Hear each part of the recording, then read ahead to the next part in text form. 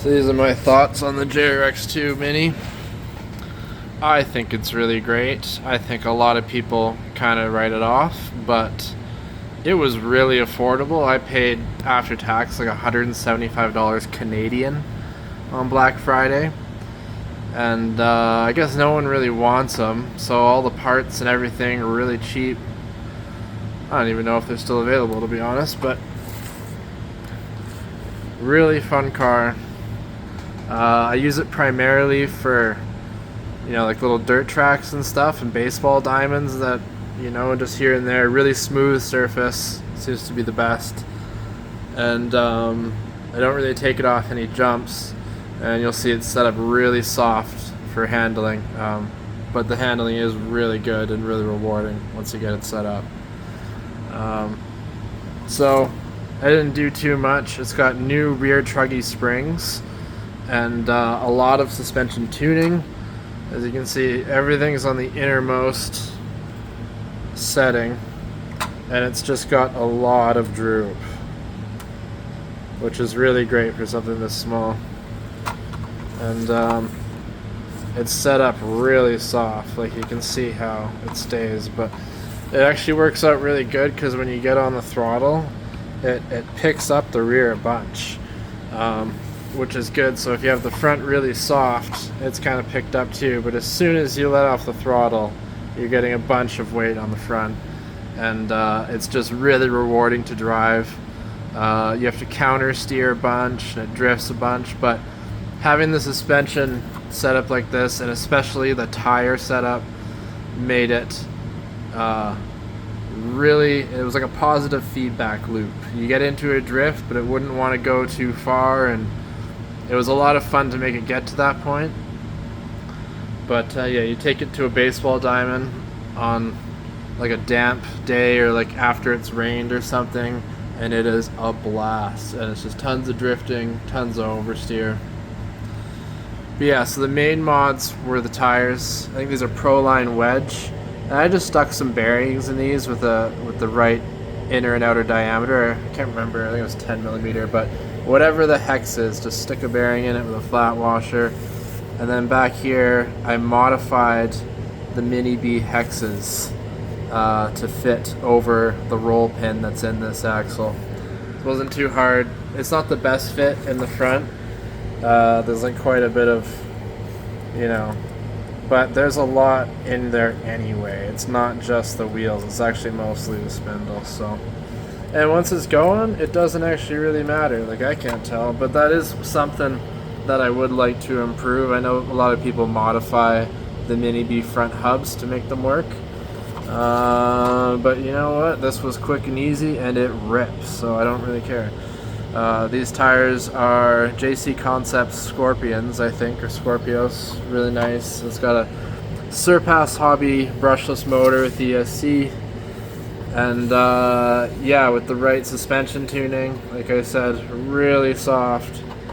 You can get this thing to really wrap around corners, let off the throttle, let the front drop, take a tight corner and drift out. It's a lot of fun.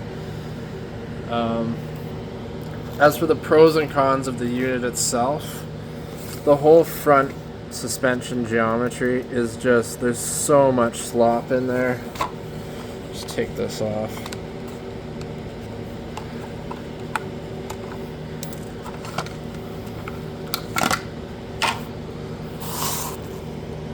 So much slop, like I'm not even moving the servo horn. There's just a ton in there. But when you're ripping on a baseball diamond, it don't really matter. I did break one of these rear drive shafts. Right, the spindle part actually, right there. That piece, just one whole ear broke off. That was $40, which wasn't great, but whatever. It's what it is with this hobby.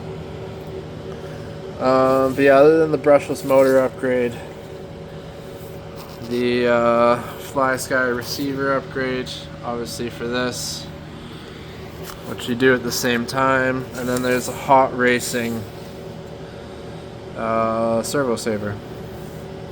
But the wheels made the best difference. It's just got tons of grip in the right spot. The bias is really good, and it's just really rewarding. It doesn't spin out, it doesn't understeer. I did try it with some other wheels here. You can see these are a bit bigger. These are Losi Mini B wheels. Here's the original.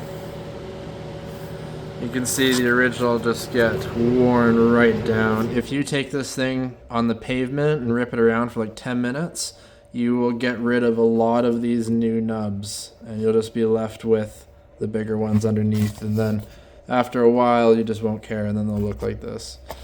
But these ones expand a lot and give it a lot of speed. Like, it really rips with these, but it just understeered like crazy because they're really soft, grippy wheels. I tried these in the front, and it was not really any good. Just not enough grip, too small, understeered like crazy. I'm sure it would be better for carpet or something like that.